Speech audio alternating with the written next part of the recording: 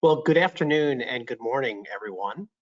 Thanks for joining our webinar, Beyond HVAC, Indoor Air Quality, and COVID-19. Before I introduce our panel, we welcome your questions as we discuss what is a very, very timely topic for sure, as all of our workplaces prepare to reopen. There is a place to type in and submit your questions in the chat box on the right-hand portion of your screen. If you direct those questions to Flagship Facility Services, we will make sure that we try to address them at the end of the webinar. We have time allotted to answer questions. Let me begin today, if you want to move to the next slide, let me begin today by introducing our panel. Michelle Kleiber is the National Account Director for Flagship's largest IFM client and leads Flagship's Center of Excellence for Engineering. She is steeped in reliability maintenance and practices like Six Sigma and Lean. She led facility operations for biotech and automotive clients, among others, and she has partnered with Newcomb & Boyd to lead Flagship's efforts to bring indoor air quality processes and expertise to our clients. Michelle holds a bachelor's and master's in mechanical engineering, along with an MBA. Thank you, Michelle, for joining us today. Next, let me introduce our panelists from Newcomb & Boyd. First, Adam Baer. He's been with Newcomb & Boyd for a number of years as a partner with them, was named such in 2017, and has more than 25 years of experience in mechanical engineering, design, project management, and has partner in charge responsibilities for more than 330 projects, with an emphasis on healthcare and academic campuses. He has presented and published on healthcare and scientific research topics, especially noting the complexities of HVAC system planning and design in such environments. Through listening to the needs of clients and owners, keeping an eye on the big picture, and maintaining open communication, Adam provides sound advice and delivers on his promises to his clients. Adam, thank you for joining us today. Dana Ritchie has 11 years of experience as a mechanical engineer and consultant for sustainable and healthy buildings. Dana is knowledgeable in energy modeling, ventilation, indoor air quality, and more. Dana is a WELL AP, a Fitwel ambassador, and a Reset AP, and is proficient in the requirements for health and wellness related building certifications and Ashrae standards. Dana had the distinct honor of being selected as one of Engineered Systems Magazine's top 20 to watch women in HVAC in 2020. Dana, thank you very much for joining us today. Jenna Greiger has more than 8 years of experience as a mechanical engineer, is passionate about the sustainable design of buildings and the impact of indoor air quality. She has presented and published on topics such as indoor air quality, ventilation, energy modeling, building monitoring, and more. In addition to being a professional engineer, Jenna is a Reset Quality Assurance designee and a certified building analyst by the Building Performance Institute. So welcome, esteemed guests, and we thank you for your time today. And I'm Mike Thompson. I'm the president of Flagship's Integrated Facility Management business. I'm here to moderate, let the experts talk shop, and hopefully guide our discussions to touch on critical points that are important to all of you who are attending today's call.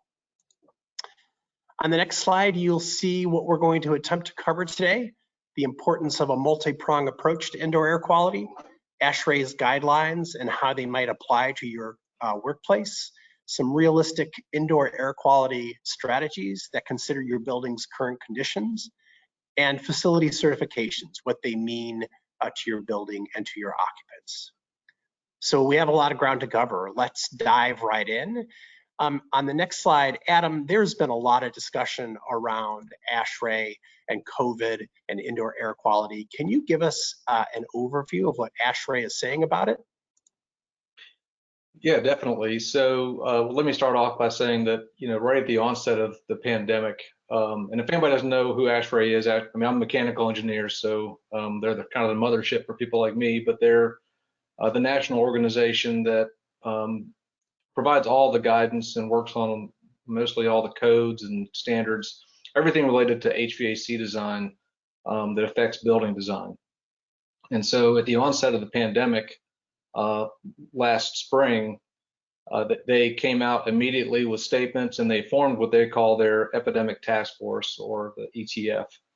And that ETF, they pulled together basically many of the leaders from Ashrae, and they pulled in leaders from others across the world to assist with investigating and researching as much as we could, and basically come out with information for all of us as quickly as possible, so that we knew what to do, because we knew a lot of the facility owners and a lot of the designs, we were going to be having to answer a lot of questions. So people like me, we were at that time, we were, and I'm actually part of the ETF, but we spent a lot of time trying to keep in touch with what Ashrae was finding.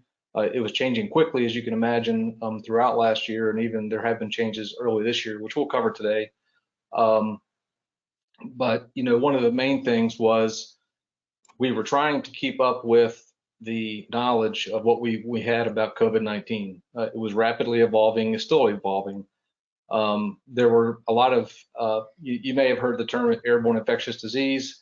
That is still a question, is whether it's really categorized as that.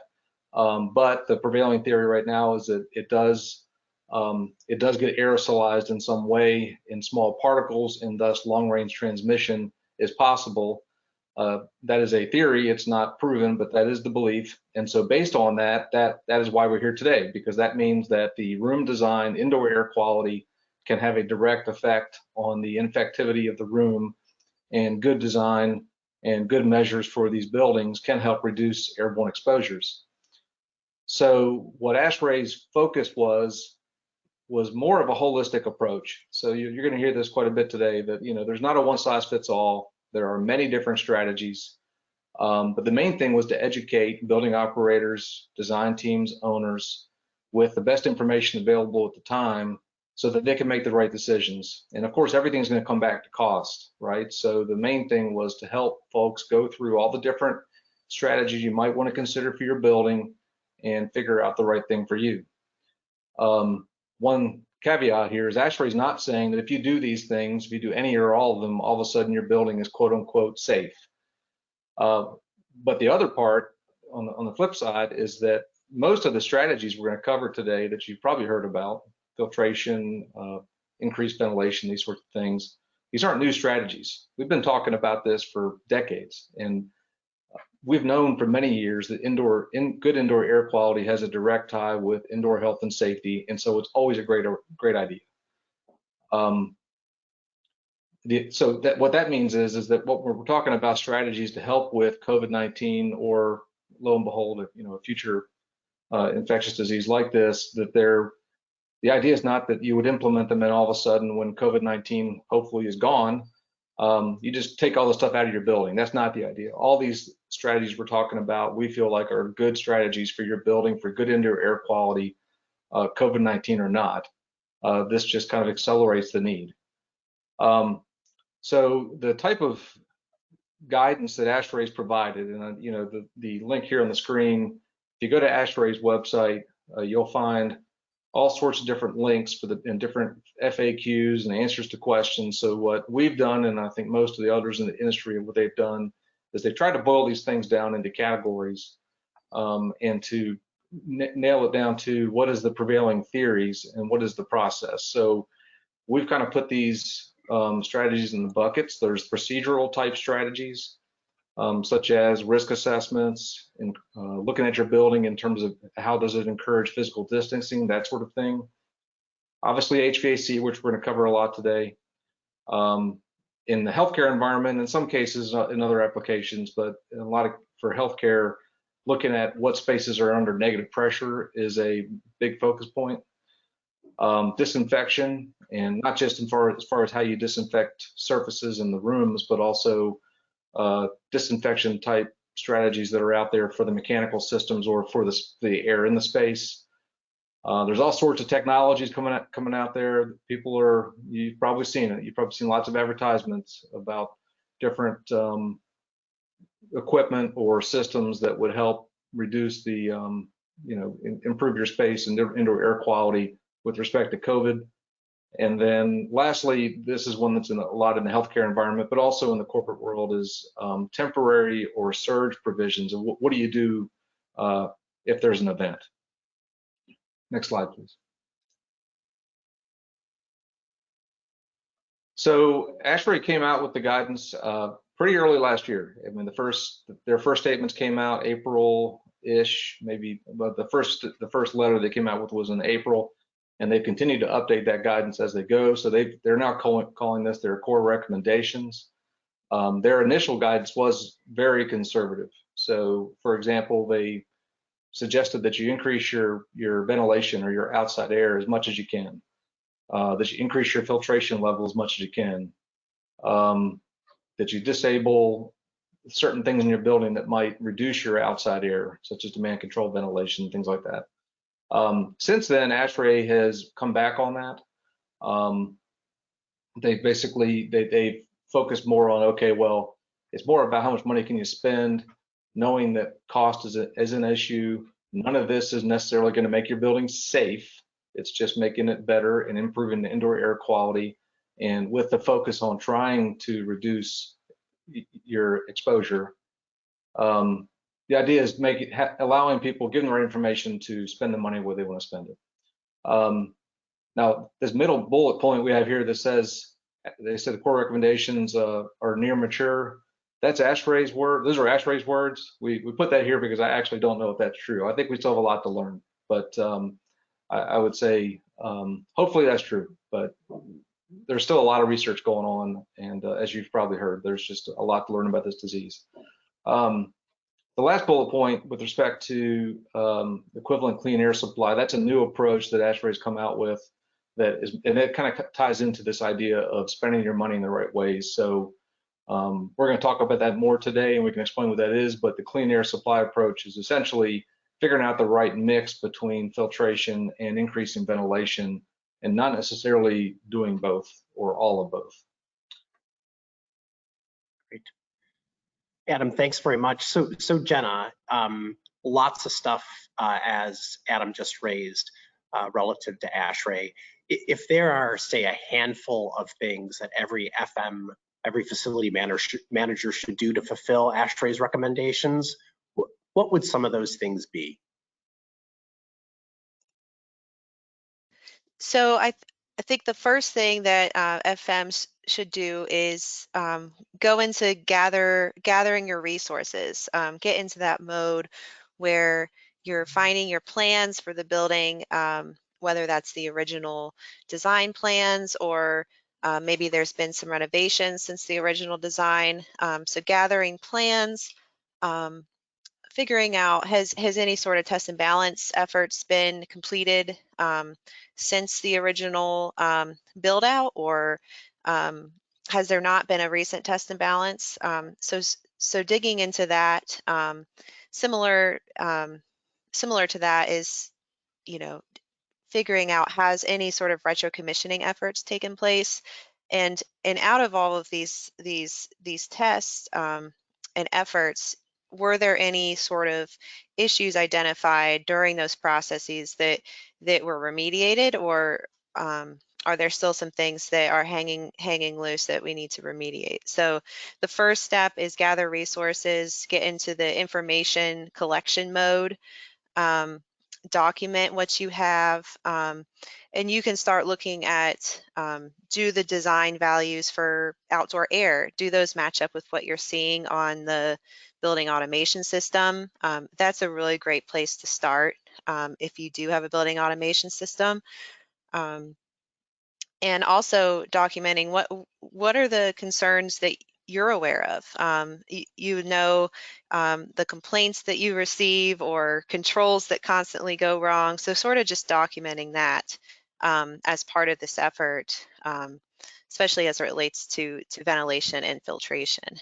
Then the next thing to do after you kind of get a baseline of what's going on would be to look into conducting an indoor air quality assessment, having a professional come out to your building and do an assessment hyper focused on outdoor air and filtration, looking at all of your air handling units to take a deeper dive into some of these issues. So great question. And that leads us into the Ashrae core recommendations that Adam mentioned. Ashrae is also a great place to start. If you're looking for somewhere to start, maybe start with these 5 core recommendations from Ashrae. They came out in January of this year, so relatively recently, and it's all a big focus on what we can do to impact risk. So we're looking to reduce risk as far as infectious aerosols or viruses are concerned. So these 5 recommendations, this starts with public health guidance. The first line of defense is human behavior, and that can go for a lot of things other than just COVID-19. So follow the public health guidance.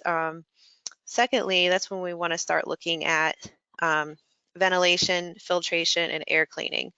So this is where you get the bulk of your efforts or the greatest results for with these 3 things. So that would be the next place to start looking. As far as outdoor air, as Adam mentioned, Ashrae originally was being very conservative with their approach, saying maximize outdoor air, maximize filtration.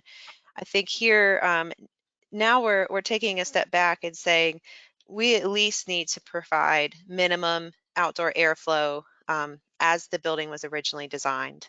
So that's the first step here, is provide at least the minimum amount of outdoor airflow. If you're looking at an HVAC schedule, it'll be the value, it'll be the outdoor air value there. Make sure that we're providing that while the building is occupied.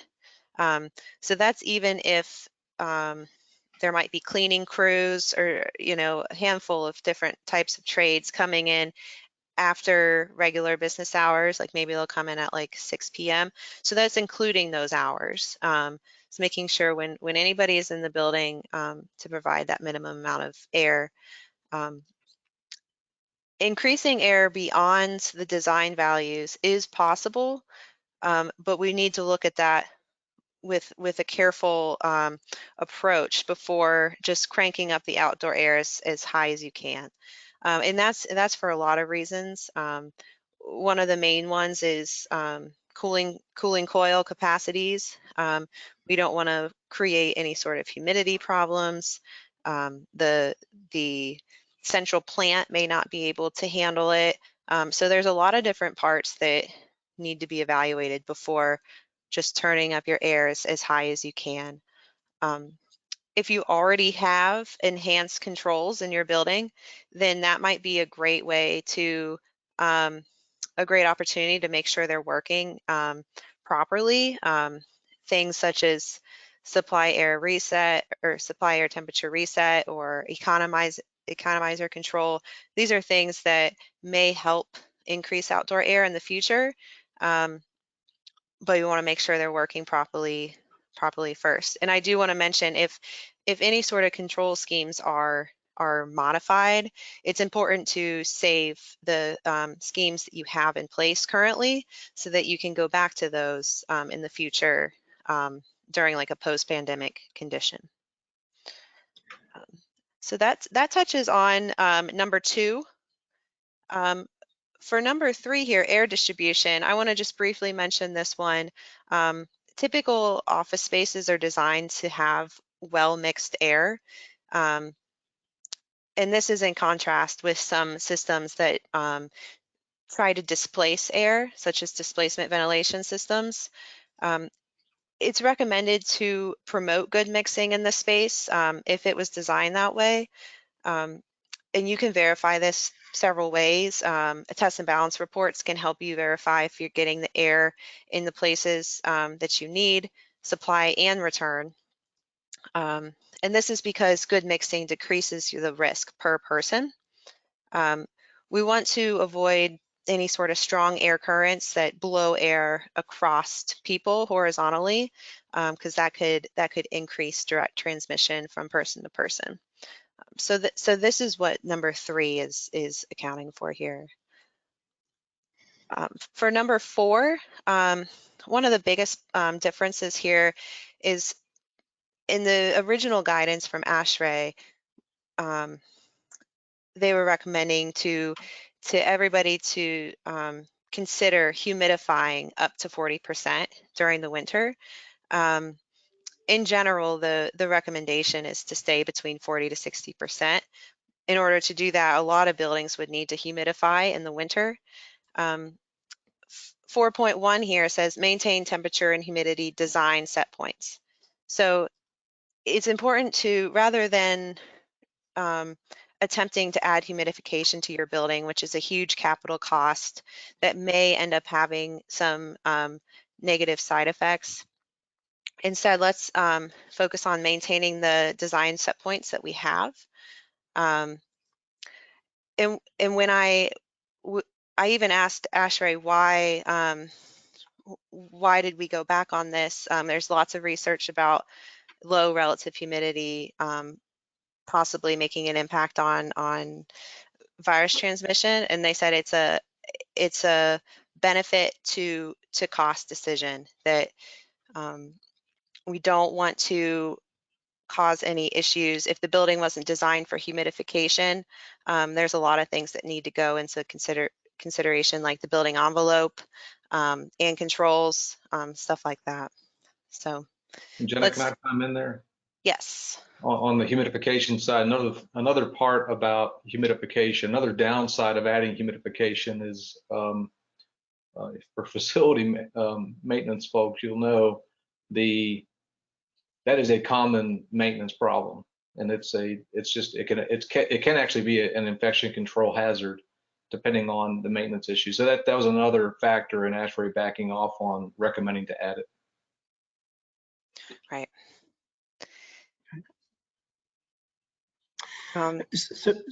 Sorry, Jenna, go ahead.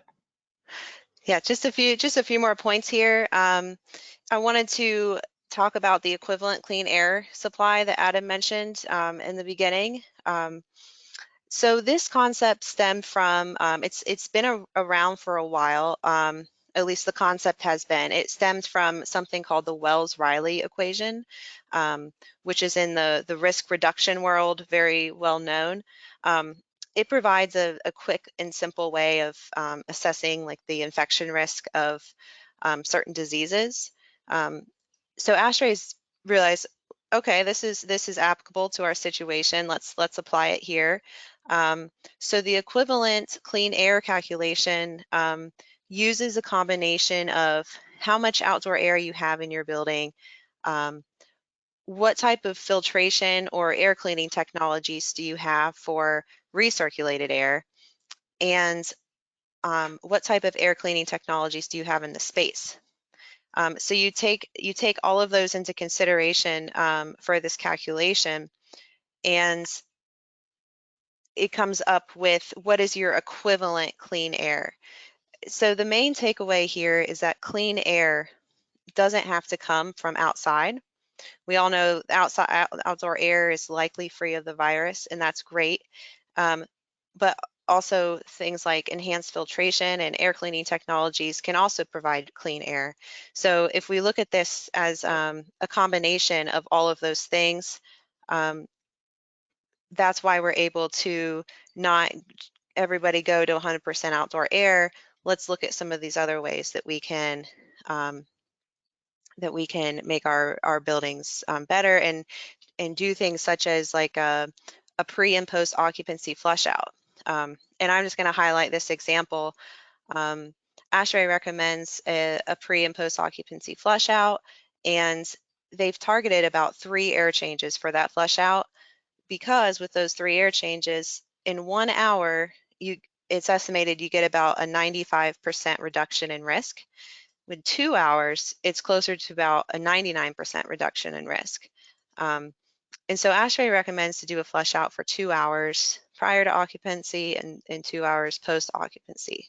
However, if you go through these equivalent clean air calculations and take credit for your filters and any sort of UV or portable air cleaners you have, you can get that 4-hour total flush out down to about a half-hour flush out.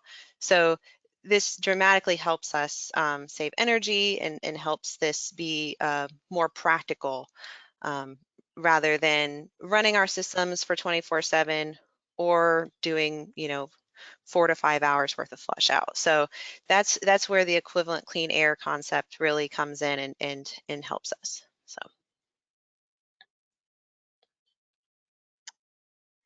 So Jenna, boy, there's a lot in there. We talked a little bit about ventilation and filtration and some of the other things. Is there a logical order of what a facility manager should really address first? Yeah, that's a great question, and we can go to the next slide. That kind of leads us into what I was going to talk about next. So for ventilation and filtration, for example, we wouldn't want to just look at one or the other. We really want to look at these at the same time. Everything works as a system. One impacts the other. For example, if you have a 100% outdoor air system, you're likely going to need pre-filters and then main filters. Alternatively, if you have enhanced filters in an existing system, you might decrease your airflow. So everything kind of works together. So looking at it as system is the best approach there. And to keep on this, the concept of equivalent clean air, this is one way to look at why we can do that, why that's beneficial. So this graph does a really good job at comparing ventilation versus filtration. So the y-axis is relative risk of infection. So as you go down the graph on the y-axis, that means that your risk is lower. So you'll see with MERV 13, 14, 16, all the way to HEPA filtration, your risk kind of flattens out. On the right-hand side of the graph with all those colorful lines, you'll see 4 different locations, and that represents outdoor air. So as you travel to the right of the graph, that would be 100% outdoor air. To the left would be closer to 0 or maybe a minimum amount. So as you see, as you travel down this curve here, MERV 13 really takes a turn. So as soon as you go from a MERV 4 or a MERV 7, 11 to a MERV 13, you really take that turn there as far as risk reduction. When you compare that with something like 100% outdoor air, it looks like a MERV 16 is about equivalent to 100% outdoor air. So we see here that a good filter can also provide good benefits for air quality. And that's the main takeaway here. As the air goes through the filters again and again, as long as there's no introduced viral load, the air should get cleaner every single time. And so that's the concept here. Next slide, please.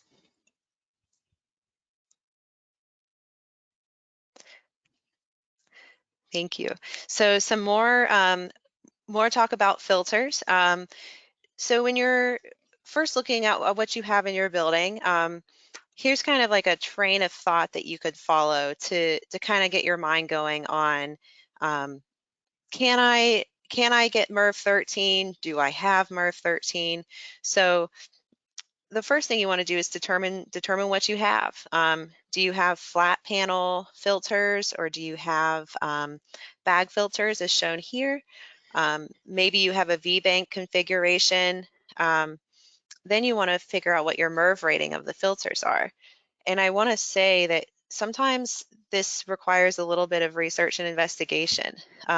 Sometimes it's printed on the filter and sometimes it's not, and you need to look up a model number and do some digging online.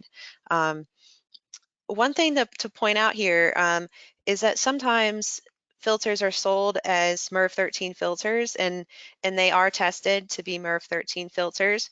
There's a technology out there where filters can be charged or treated, and those are a certain type of filter that allows you to get a lower pressure drop and usually about a 2-inch filter and still get a MERV 13.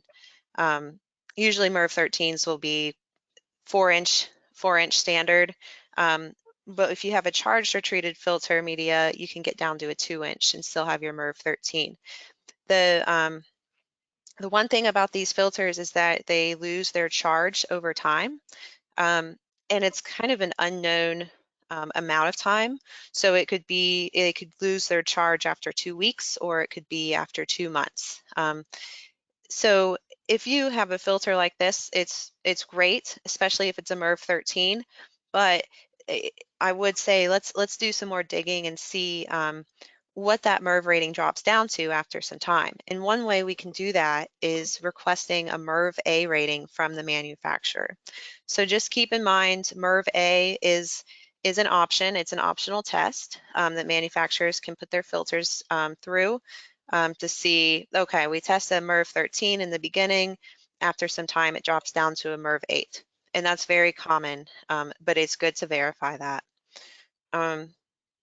If you have less than a MERV 13 filter, one of the first things you want to figure out is, do you have a recent test and balance report available? If you do, that test and balance report should be able to tell you if you have any sort of static pressure availability. If the systems were maxed out when they were tested, then they likely don't. But that's kind of one thing you can look to see where you are. Another thing is there physically space available to increase the filter thickness or increase the filter depth? One good option is the bag filters that are shown on this page. And those take up about 12 inches of depth. So if you have space for that, you can retrofit your existing filter racks and put these in. If you have static pressure available, the bag filters usually have lower pressure drops, which is why this is a great option. Lastly, you want to look at what your maintenance protocol looks like now and what it may look like in the future if you did upgrade your filters. So usually with like a MERV 13 filter or higher in an existing system, you'll need to replace it more often. And you'll want to just make sure to have a procedure for that. A lot of times there are filter alarms on building automation systems, which is very useful. But a lot of times those are overridden, so that they're not going off all the time. But in this case, especially if we're upgrading our filters, we want to make sure those filter alarms are working, since we'll likely need to be changing them more often.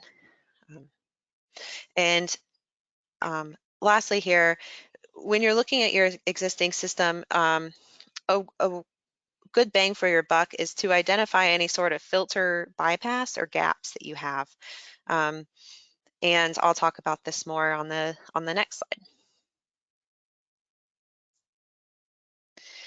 So the reason why filter gaps are so important is because even if it's just a small gap, it dramatically reduces your MERV rating. So in this case, a properly installed MERV 11 is better than a poorly installed MERV 15. And you can see that because a properly installed MERV 11 has a MERV 11 rating, whereas a poorly installed 15 is closer to an 8. So if you're going to pay for MERV 15 filter or MERV 13 filter, you want to make sure you're getting your filter. So in this example, this research that was conducted, a 10 millimeter gap, which is less than half an inch, takes a MERV 15 down to a MERV 8. So this just highlights why this is important. And on the image here on the slide, you'll see that one thing we've found before is that a good way to seal up those gaps is just adding some tape in between the seams. That way there's no air bypassing in between those small cracks between the filters. So it's good to see that even in something as important as indoor air quality, that a facility manager can still rely on duct tape. that's always a good thing, right? And clearly the Yes. quality of the installation matters, right? So having trained professionals who know what they're doing really makes a difference, as you've shown here in the illustration. Thanks. Yeah, it does make a big difference. And filter gaskets too can be utilized, and you'd have to go get that rather than using some tape you have laying around. But even if it's a short-term solution, adding this tape will make a dramatic difference. So, okay, next slide. So this is our last deep dive here on the subject of air cleaners. I wanted to bring this up because there's a lot of products out there, and I just wanted to call attention to some things you should keep your eyes out for. A direct quote from Ashrae in the core recommendations is only use air cleaners for which evidence of effectiveness and safety is clear. So we don't want to, for example, install an air cleaner in a conference room and then have that air cleaner emitting ozone as a byproduct of the cleaning process. So that's what we mean by the safety is clear part. And there's two resources you can use to look for air cleaners that have undergone some form of ozone testing, and that's the California Air Review Board website, as well as the UL 2998 rating system. The UL 2998 is for zero ozone emissions. So just know that that exists, and to look for that, they have searchable directories online. So if a product rep comes to you with an air cleaner that they think is a great solution, just reference that list and just make sure it's safe. Some other specs to consider for air cleaners, you want to make sure that they're not noisy. If you have a noisy air cleaner, then the occupants will just likely turn them off. So we want to make sure that the air cleaner is running at a nice, comfortable level with noise. And you also want to make sure that the manufacturer provides a clean air delivery rate for the air cleaner. This will tell you what the airflow and CFM is of the air cleaner. This will tell you how much air is coming out of it. The one thing about clean air delivery rate is that it comes, that it's specified in different sizes of particulate matter. So the one that accounts for the smallest particulate matter sizes is smoke.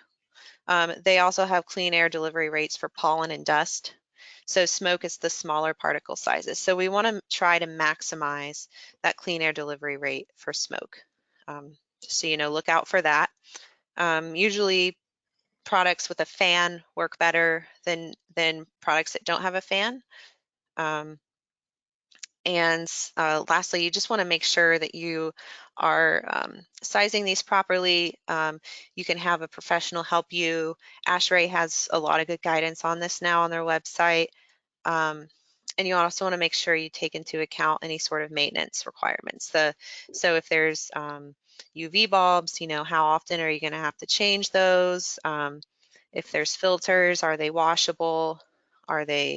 Or do you need to replace them every quarter? Just things like that. Just keep in mind that are important when looking at air cleaners. Great.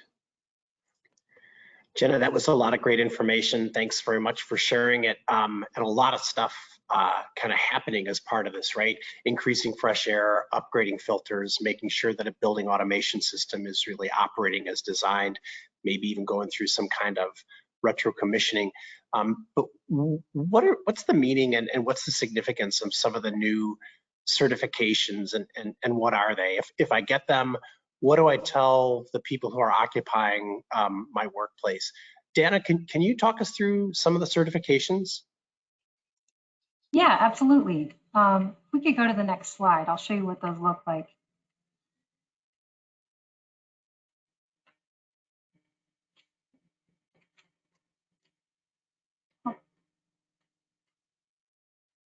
let's see, I think it may be a couple slides down. Yeah, and that might be something we can address here. There it is. All right.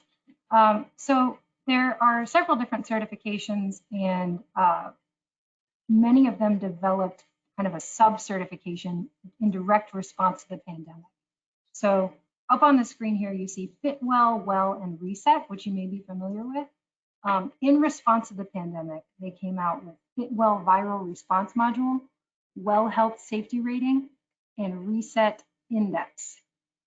So I want to talk about, in the time that we have, where each of these can be applied, some of the key objectives and strategies associated with these rating systems, and look at the cost and level of effort required. All of these have very minimal capital cost. I'm sorry, the Well and Fit Well have very minimal capital costs. There's a relatively easy and quick path to certification. We're looking at about 12 weeks. You can compare that to a typical timeline for the full certifications for full Fit Well or full Well of about 12 months. And they're focused largely on facilities, operations, and management. So there's very little capital cost, as I mentioned, associated with these. Reset's a little bit different because there are indoor air quality monitors that would be installed, but that would be the only cost, capital cost associated with that. So the idea behind these rating systems is that they're providing occupants confidence to let them know that you're thinking about their health and steps are being taken with occupant health in mind. So on the next slide, I want to talk about Well Health Safety Rating. This was introduced by the International Well Building Institute. There are 6 categories and 26 strategies within this rating system, and compliance with at least 15 of them is required to achieve this rating. And as you can see in the little image here, there would be a seal of certification placed on the entry door to your building once it's achieved. And as I mentioned earlier, this is something that will provide the tenants and the occupants in the building confidence to let them know you're thinking about their health and actions are being taken. So looking really quickly at these 6 strategies here, or 6 categories, cleaning and sanitization procedures. We've all been doing that for over a year now. Things like supporting hand washing, reducing surface contact with hands-free equipment, looking at your cleaning practices and products, and minimizing respiratory particle exposure with one-way signage and limiting the number of people that go in certain rooms. Then there's emergency preparedness programs, health service resources, looking at sick leave, health benefits, smoking policies, air and water quality management. So that goes into assessing your ventilation systems and your filtration and air treatment systems.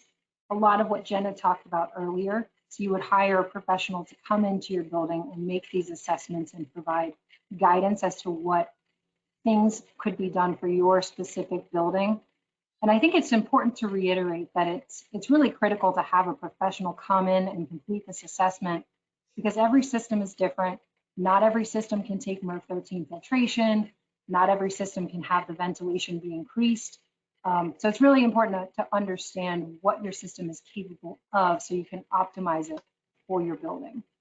Also looking at air and water quality monitoring, which I'll get into a little bit deeper with Reset, and then communicating all of these things to the building occupants to let them know what you're doing in their space to help with their health in mind.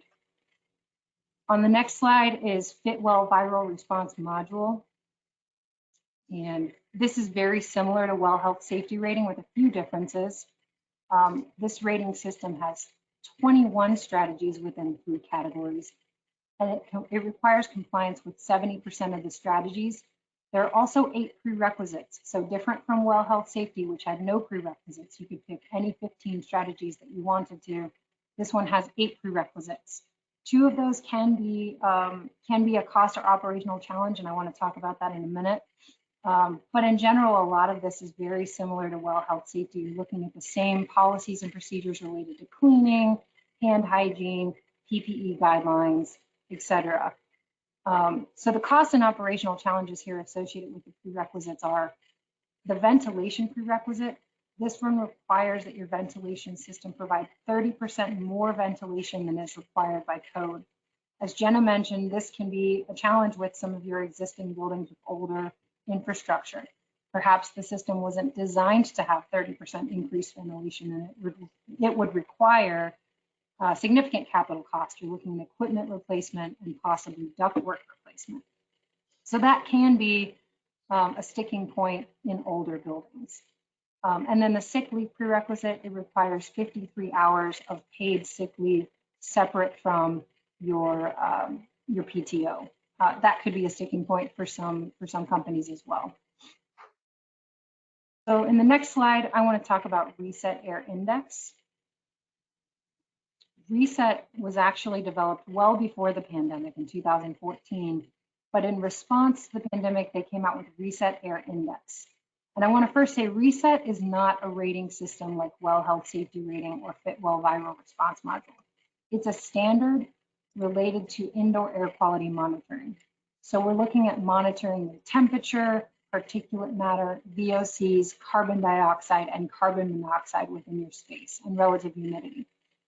What they did with Reset Air Index is they took all of those elements that you're monitoring in your building, and they combined that with some scientific data related to virus health, how easily viruses can be transmitted within the building, and several other things, and came up with an infection potential.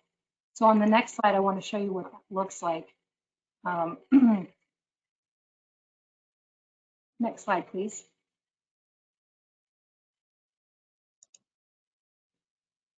So here you can see the Reset Air Index, and basically they've taken all that data, and based on the relative humidity, temperature, particulate matter, VOCs, and the scientific data that they've looked at, they're saying that there's this building is 98% optimized for human health. Again, this is based on the data that's available and out there, but the idea is that this can help provide your occupants with confidence about the air quality within your space. So on the next slide, I want to look at costs for all of these. We talked about the Well Health Safety Rating, the Fitwel Viral Response Module, and Reset Air.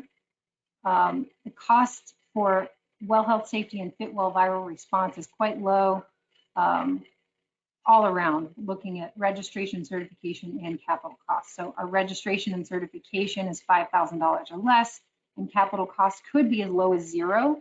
It could be up to 30 if you're looking at capital improvements to increase your ventilation. But I think it's important to note that it could be as low as $0, and this could easily be determined by a preliminary ventilation assessment. Reset has a much higher capital cost because you're looking at adding indoor air quality monitors throughout your space.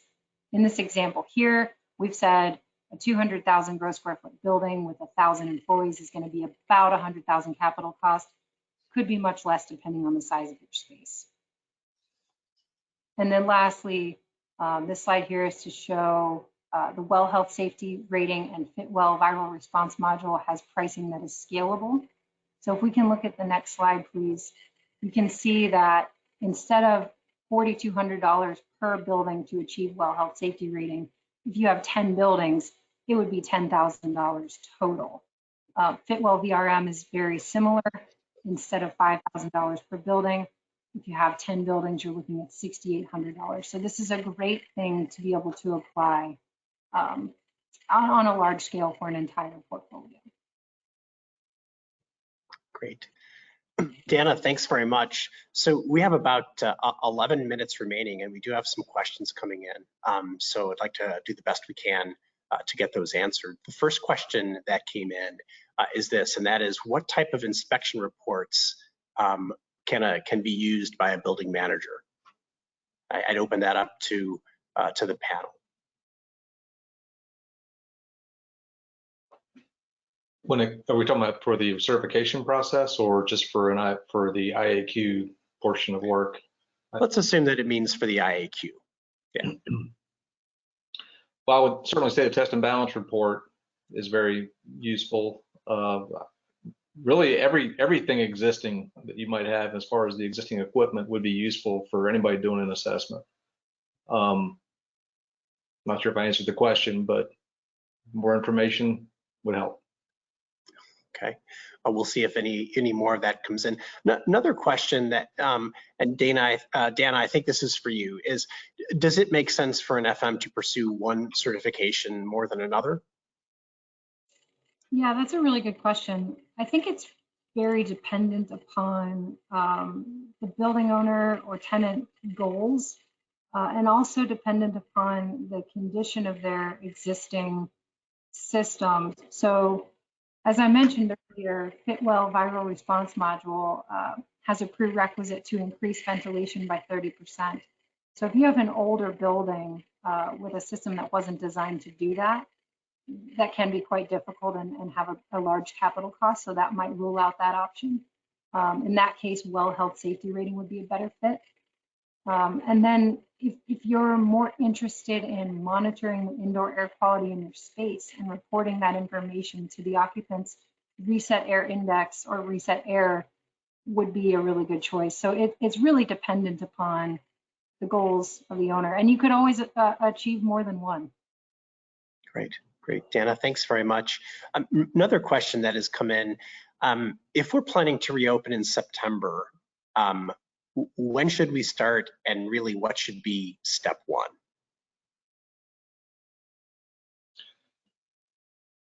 September, so that's 5 months. I would say start as soon as you can.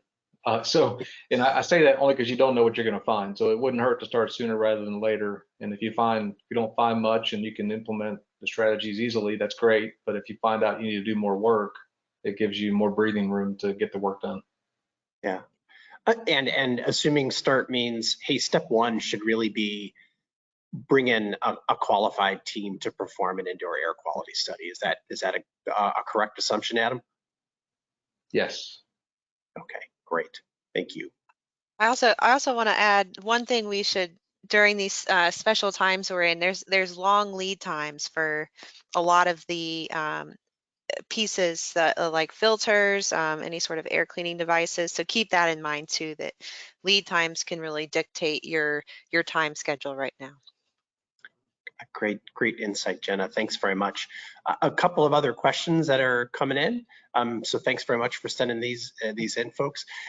If we're considering replacing an HVAC system in one of our buildings, what design enhancements should we be considering? Yeah, I can take that one.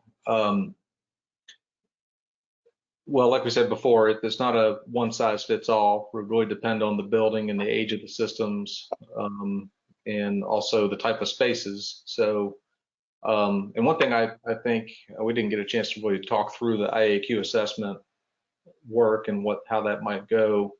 But another part of that would be performing a risk assessment and providing, a tailored response to identify the high risk areas. But so if you're going to replace the mechanical system, you've identified you have a problem with the mechanical system. Like we said before, it'd be a holistic approach. You really ought to be thinking about, okay, well, it's not just the mechanical system. It's not just the air handler or the RTU and the duct work. It's about the space and the occupants and the controls. The controls is a big piece of it. So we would suggest taking a step back and saying, okay, well, what are the available funds to replace the system, and how much can we get with that? So for example, you might even consider putting in a different type of system.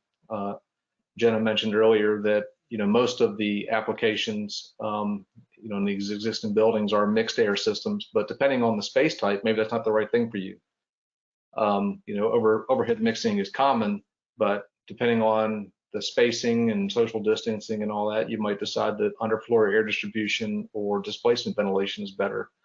And then back to the controls, and that is typically a building-wide issue, but depending on the type of control system you have, you might decide to go ahead and replace the controls at the same time. And if you can, or if you have a good control system already, putting in some enhanced system controls. Jenna mentioned earlier about how you control your outside air. That's a really important thing. And these are cheap things to employ if you have a somewhat of a sophisticated control system. Duct pressure reset, demand control ventilation, all these areas. Having an automatic building flush post and before occupancy, so that it's all automatic, I think it would be better. And the other part would be energy recovery. So let's say you decide that one of the strategies you want to employ would be, let's go ahead and bump up our outside air some, then you might consider putting in energy recovery from the exhaust side if it's convenient and you have the money. We would also suggest doing a detailed review. We talked about the filtration a lot today. Obviously, that's something to focus on and try to get at least MERV 13 filters in your air handling equipment. And then 2 more points. One would be looking at the distribution, the air distribution to the spaces, especially the high risk spaces, and try to increase your air distribution effectiveness as much as you can to get air into all corners of the room. And lastly, look at air cleaning strategies. So, you know, Jenna talked earlier about on the room side. Again, if you have room side air cleaners for high risk areas, that's a good strategy. On the air side, that's back into the clean air calculation and whether that's more cost effective than increasing your outside air or your filtration. I think if I can make one comment on that, we need to really, before you start, because Adam's brought up a lot of different ideas, it's really important that you know, owner's performance requirements documented. What are we trying to achieve in that space with that HVAC? Step back and really define those requirements so the right system can be identified with all that stuff that Adam just talked about. Good point. Thanks, Michelle. Thanks, Adam. Hey, a clarification to the earlier question. The inspection report that they're interested in finding out, you know, what's most applicable, are those that can be done by, say, an on-site maintenance tech, right? What kind of stuff could they be doing that would give an indication of, you know, the condition of the HVAC system? Does that help? That does help. Yeah, definitely. I mean, we spent a lot of time today talking about the filters, definitely doing a detailed assessment of that. Taking pictures, and you know, if you're going to hire a consultant to help you, that's great. But you know, you can do a lot of the work that Jenna described with the maintenance staff. And so I would say a lot of this investigation doesn't necessarily have to be done by an engineer. Okay, great. Thank you for that. One last question, and will probably be our last question as we're coming up on time. What is upper room Uvgi? Okay, so obviously I don't know what that is. And what type of applications are good candidates for employing that strategy? I think that's a question for the Newcomb and Boyd team. Yeah, so, well, let me describe what upper room Uvgi is. So, and I actually should have said earlier, we've got room side disinfection and we have system side disinfection. And we've been careful today to talk about these air cleaning strategies because these are really 2 entirely different strategies. So this is on the room side. And what that would mean is if you have a high risk area that is going to be densely occupied with people, maybe like a dining area or a fitness room or a training room where people are going to be sitting close to each other and not be physical distancing, and maybe not wearing masks with COVID, but even beyond COVID, those are good applications for it. Now, what it is it's a ceiling fan or a whole bunch of ceiling fans with UV up high in the room, and it creates a kill zone up high in the room. So it effectively cleans the room, much like the portable air cleaners you've seen, but more effectively. So that if you are concerned about a very high risk area, it's a great application. On the downside, it costs money, and there's the aesthetic side. So that's why we're saying it's typically a good fit for dining areas or fitness rooms or training rooms with high ceilings, because you're going to have ceiling fans. Very helpful, Adam. Thanks very much. We are coming right up on time. So I want to say thank you again to our panel, and thank you to all of you who attended the webinar today. If you have questions and we haven't been able to answer them for you, please send it to the email address you see there, info@flagshipinc.com. If you'd like a copy of the presentation, you can request it at the same email, and we will get it out to you. Again, I want to thank our panel again. I really appreciate your time and preparation. I want to thank all of you who attended and give you a reminder that our next webinar will be in June. Stay tuned. We look forward to you joining us again. Thanks very much, everyone.